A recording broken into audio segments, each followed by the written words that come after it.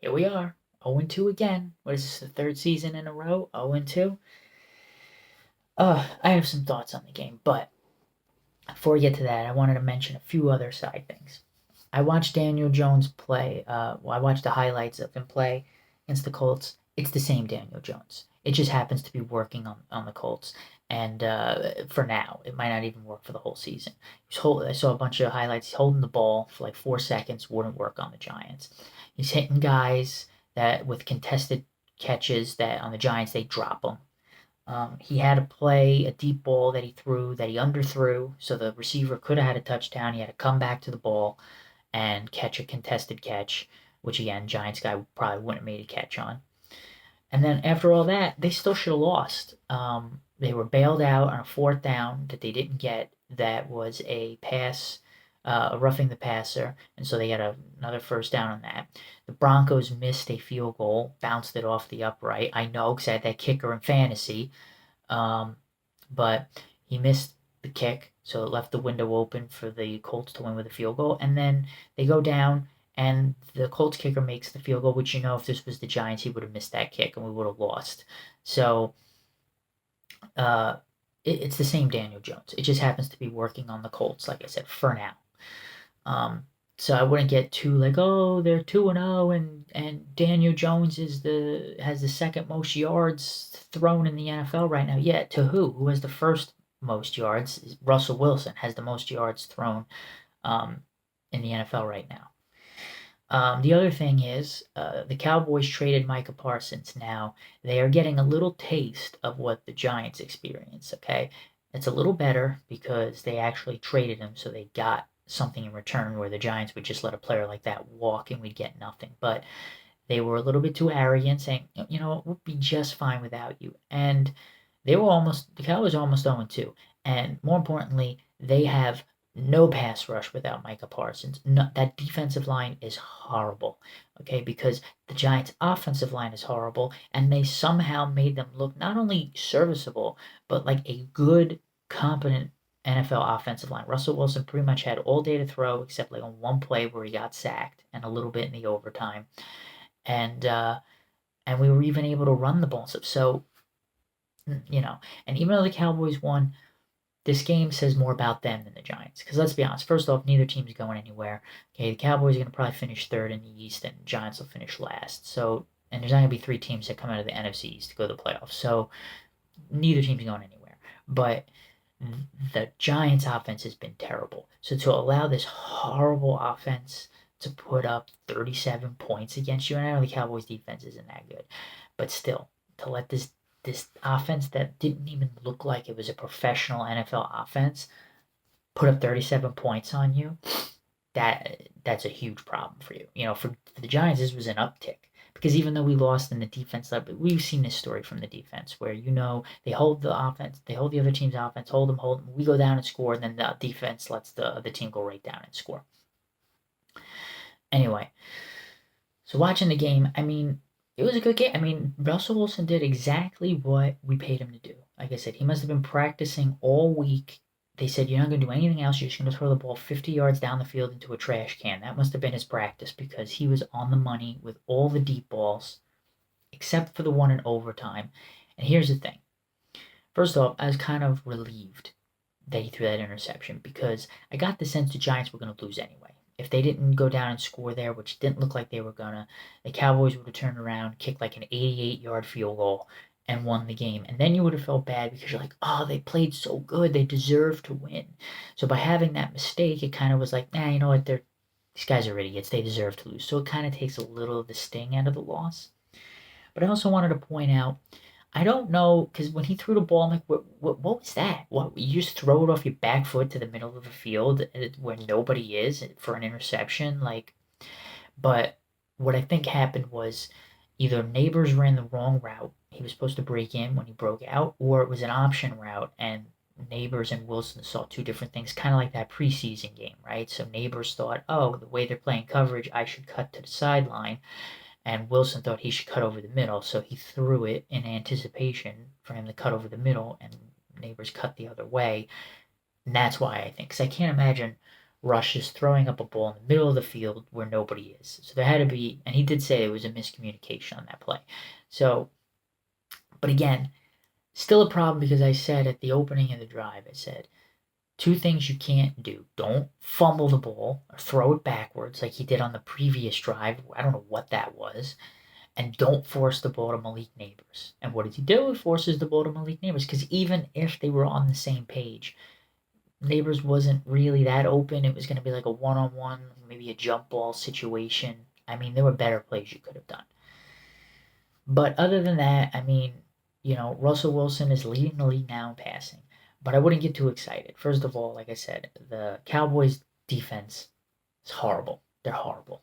Okay, this is reminiscent of, I think it was 2 years ago when we played the Cardinals. Right, I think we were going to be 0-2, and we were down like 21-3 at halftime, and then all of a sudden in the second half, it was 2 years ago because Saquon Barkley was on the team. We lit it up, and we ended up winning that game like 31-27 or something. Everybody's like, wow, this is the offense we were looking for. They looked great. They threw downfield passes. We scored 31 points. We're back.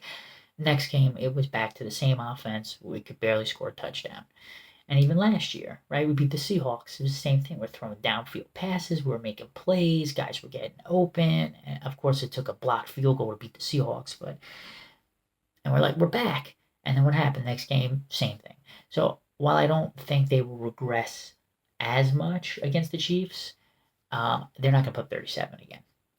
They might be lucky to put up 20. And they're now you got to face it. Oh, we're 0-2. Chiefs are 0-2. Let me tell you this: the Chiefs don't have a lot of talent. Okay, right now it's looking like on offense all they have is Mahomes. But I can promise you this: the Giants game will be their get right game. Okay, Travis Kelce's going to look like he's Travis Kelce in his prime. He's going to have like 150 yards and a touchdown or two. And even without all of that, all you need is a decent scheme and Patrick Mahomes, and you can beat the Giants. You might not be able to beat too many teams in the NFL with just Patrick Mahomes because now you got the Eagles and the Lions and the Bills and all these teams that are really good.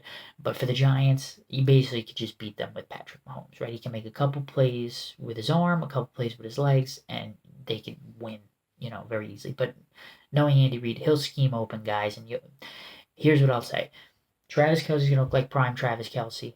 And even though for the entire season and most of last season he looked like he should have retired, and they're gonna scheme open somebody who you've never heard of to catch a touchdown, a big touchdown.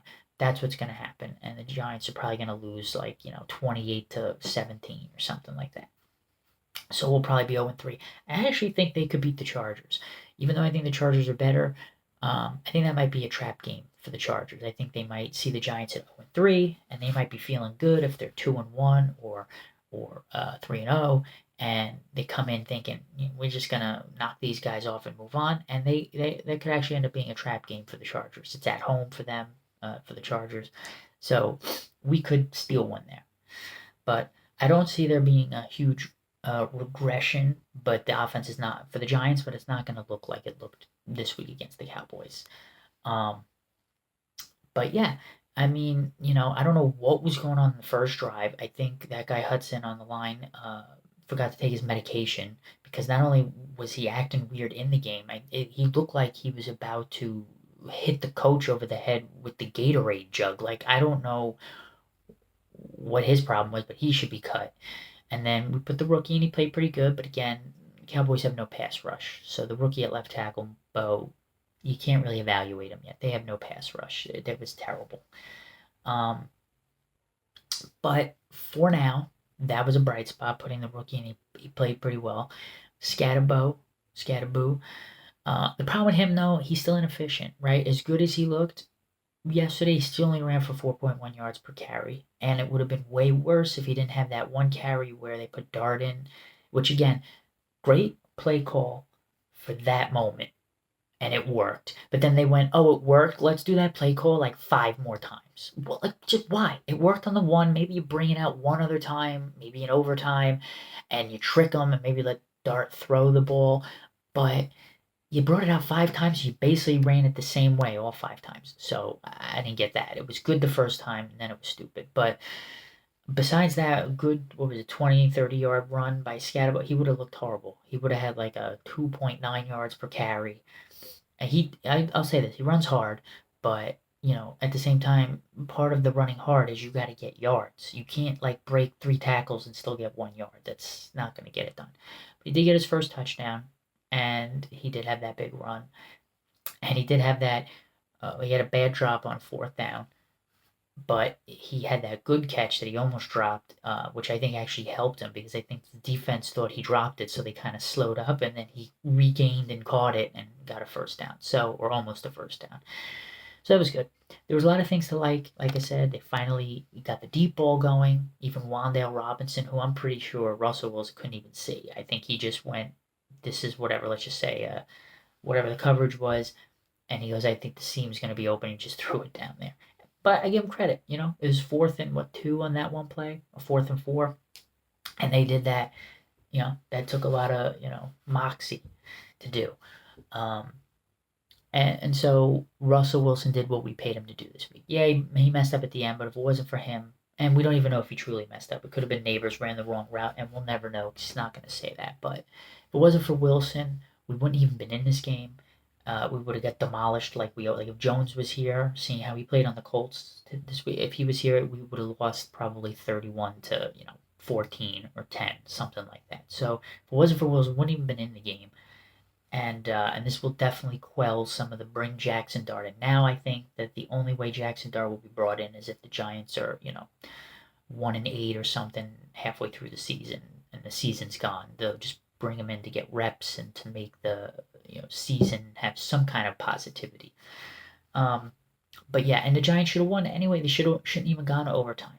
But of course, they have to have well, I don't even want to say it. So the Cowboys have to have the only kicker that can kick the ball basically from you could just fair catch the ball when it's a kickoff, and then he could just kick like an 88-yard field goal. But Jake Elliott did the same thing for the Eagles this week. It was a 58-yard field goal, and he kicked it, and it looked like he could have made it from 70 yards. So there's a lot of kickers out there, and it was indoor stadium, so there's no weather, so it was easy kick, and it was pretty down the middle. So I guess, but ultimately 25 seconds and 3 times. If the Cowboys didn't have 3 timeouts, we probably would have won it. But they had 3 timeouts, and I knew as soon as we scored that ball with 25 seconds and 3 timeouts left for the Cowboys, I was like, they're at least going to get a field goal. At least they're going to get a field goal, and we're going to have to play overtime, and then we're going to lose because we're going to be demoralized by the fact that we just went up with 25 seconds, and now we have to play overtime. And so that is what happened. Luckily, the Giants weren't demoralized. They actually played quite well on defense for most of the overtime. And unfortunately, the drive before the last drive, Russell Wilson just, I don't know what that was. He throws the ball backwards for, I guess he thought there was going to kind of be a screen pass, and then he tried to pull it back, and he threw it backwards. And then in the next drive, he just throws up that ball, which, like I said, it could have been that Neighbors ran the wrong route. He was supposed to cut in when he cut out, or it's an option route, and they didn't see the same thing. But it doesn't matter anyway because it would have been a contested throw. It just would have been kind of a throw up where Russell Wilson was throwing the ball up, and it would have been Neighbors and the defender, and they both would have jumped up to try to get the ball. That would have been the play. So it's a tough loss. It was definitely exciting, and I'll definitely take this brand of football over what we've been having. Of course, I'll take wins, but let's be honest, it's not going to happen. The Giants are a bad team. Okay, so they find ways to rip defeat from the jaws of victory. Okay, so you can wipe wins right out of your mind. So the best you can hope for is at least a competitive, fun game to watch, because the Giants will always find a way to lose it at the end of the game, and especially with this defense, they are never going to be in a position where it's like, oh, we're up 31-7 with like 5 minutes to play. It's not going to happen this year. And even if it did happen, we'd still somehow lose. I don't, the refs would put in a new penalty that says penalty. We extend the fourth quarter by an extra 5 minutes, and boom, we lose. And that's another thing.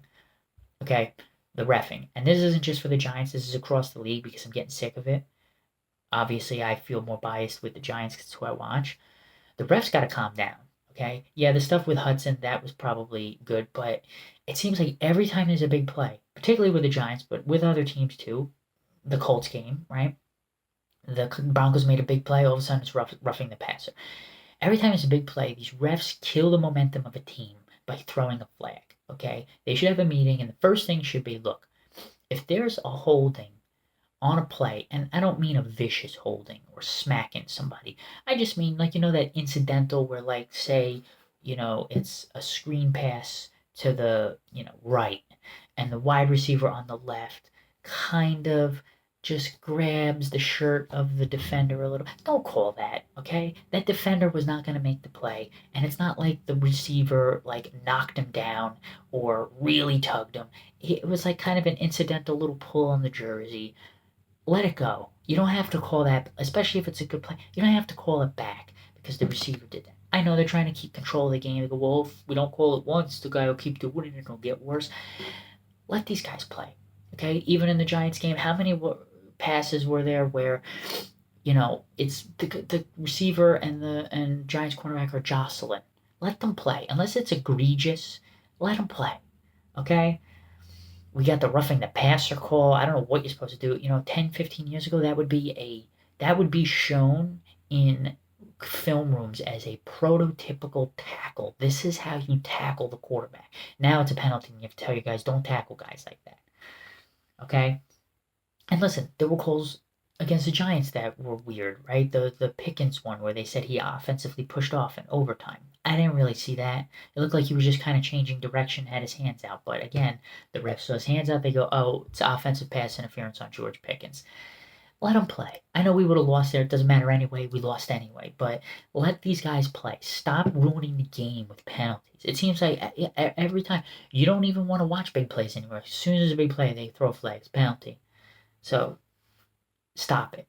Be a little bit more lenient. If it's egregious stuff, if it's stuff that truly impacted play, like sometimes you'll see a huge run and then you'll watch the replay because they call the holding and you'll see, oh, yeah, the lineman that was supposed to make the hole held the defensive guy. That's why there was the big hole. Yeah, that's a penalty. You call that. He impacted the play by holding the guy. But if it's a non-impact player, let it go. Okay? So that's all I'm going to say. Cowboys, 1-1, Giants 0-2, doesn't matter. Neither team is going anywhere.